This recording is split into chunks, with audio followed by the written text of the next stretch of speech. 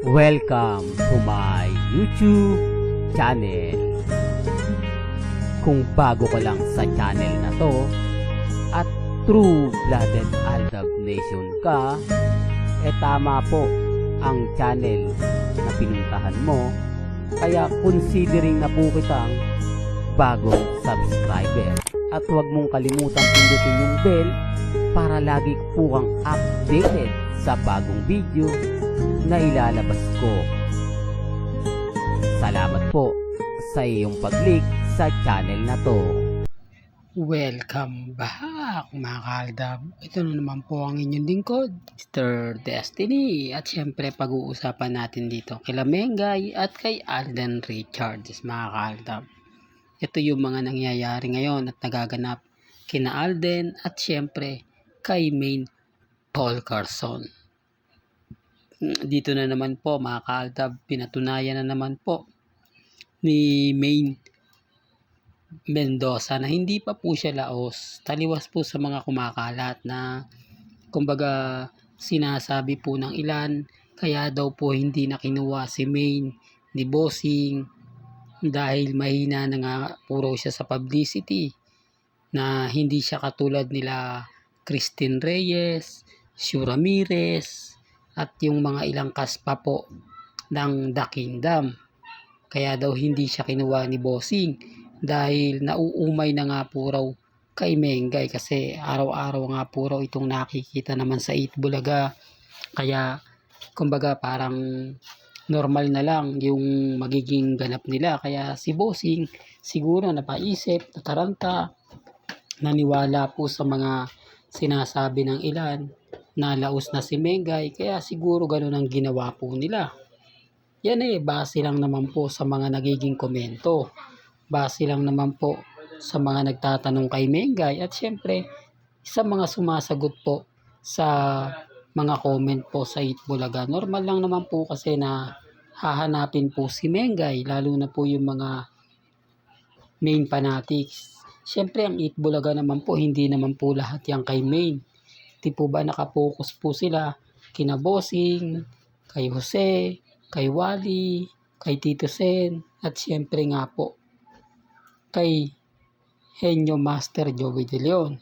Ito yung sinasabi kong kumbaga ano pa rin si Mengay, kumbaga sikat pa rin dahil dito nga po sa kakapanalo na naman niya ng award TV o sa Anak TV.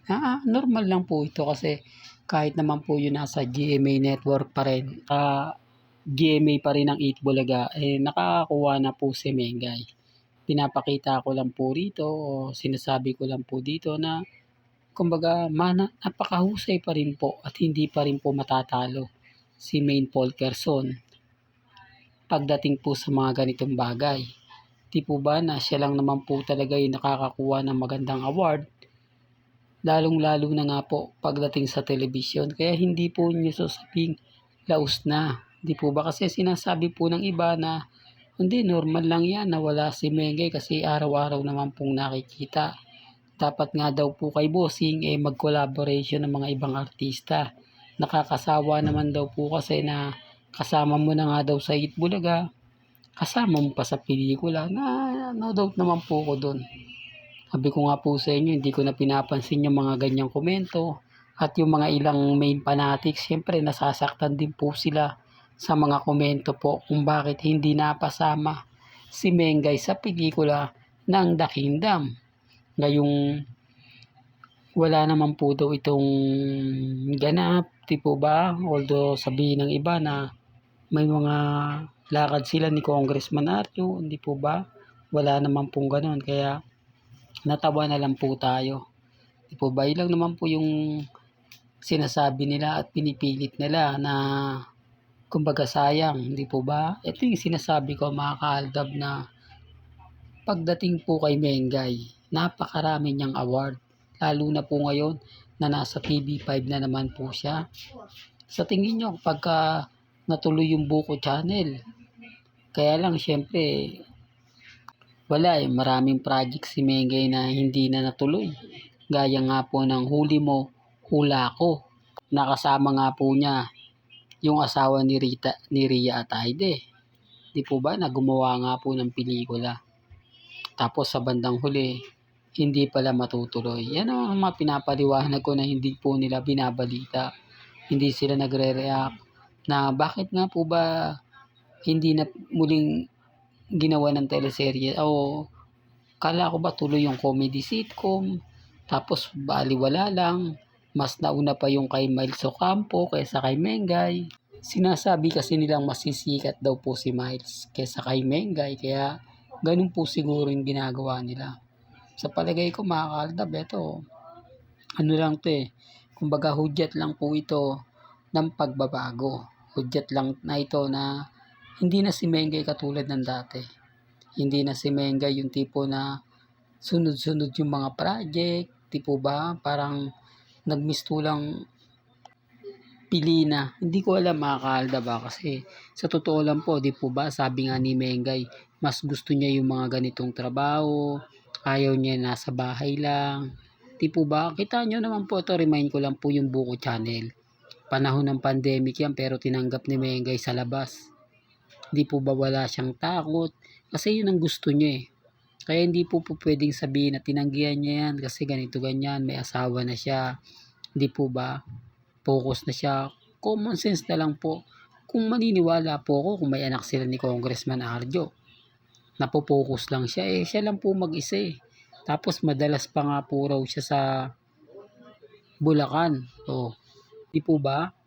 Totoo naman po yung sinasabi ko affected lang po sila. Inis lang po sila dahil nga po kumbaga lagi kong pinalalandakan si Mengay. Alam ko marami na naman po magre-react sa akin nito. Maraming magko-komento. Ayan, pinopromote mo na naman Mr. Destiny si Maine Polkerson. Halatang halata kang Maine fanatics. Na puro kay Mengay na lang yung ina-update mo. Mapabor ka kay Maine, etc. etc. Hindi po. Sinasabi ko lang po ito sa mga kumbaga nakukuha nating update. Sinasabi ko lang po ito sa mga nababalitaan ko, nababasa ko. Kasi hindi naman po talaga lahat yan nanonood ng Eat Bulaga. Gaya ng sinabi ko, si Mengay hindi pa po laos. Kaya ko nga po ipinakita to para lang po alam po ninyo. Kasi sinasabi nga po ng iba, yung mga fans ni Bossing, na okay lang yan na hindi na isama yung mga legit dabber cats dahil nakakasawa daw po. Hindi po ba mas maganda na yung banding nila? Lalo na po kapag pelikula pinag-uusapan. Pero syempre wala po ako sa posisyon para ipilit yan. Kung mga main fanatics nga hindi umubra sa mga dabber cards na nagre-react ako pa kaya? Di po ba? Sino pa po ba tayo para sabihin na hindi ganito, hindi ganyan? Di po ba? Kaya ang sabi ko, relax lang po kayo. Okay lang naman po yan. Pag hindi naman kumita yung pelikula ni Bossing, normal lang yun. Di po ba?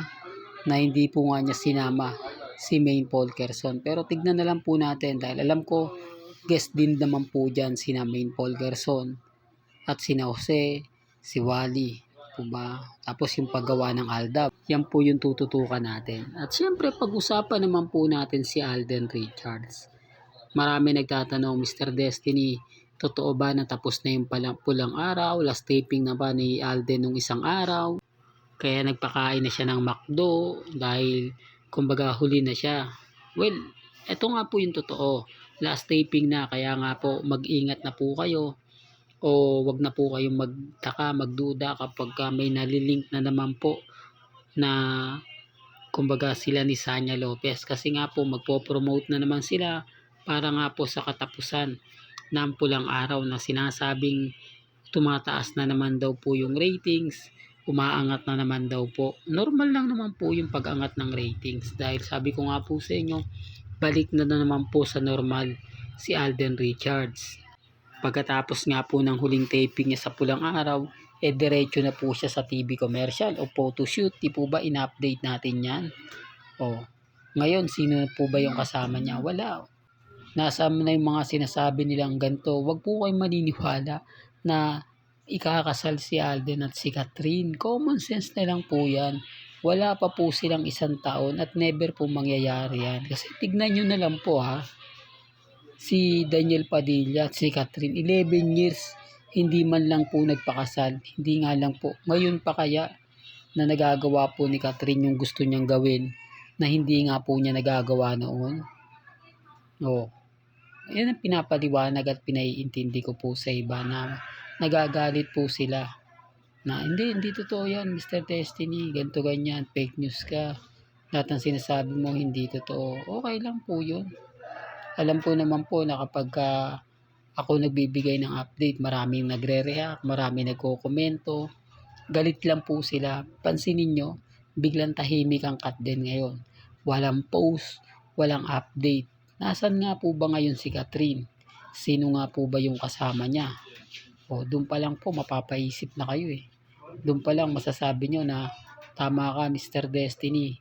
Ngayong tapos na yung pelikula, wala ng promotion, balik na sa pulang araw at si Mengay at si Alden. Saan nga po sila magbabakasyon ngayong December? Siyempre, yan po yung tututukan na taabangan ninyo dito po sa channel ni Mr. Destiny.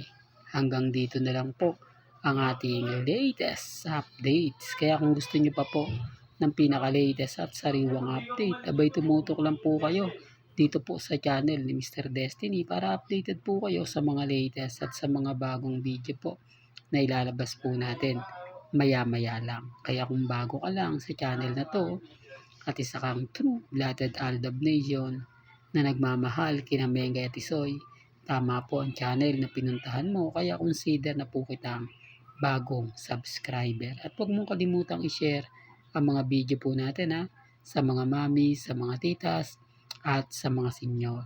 Hanggang sa muli, salamat po sa panonood at pakikinig.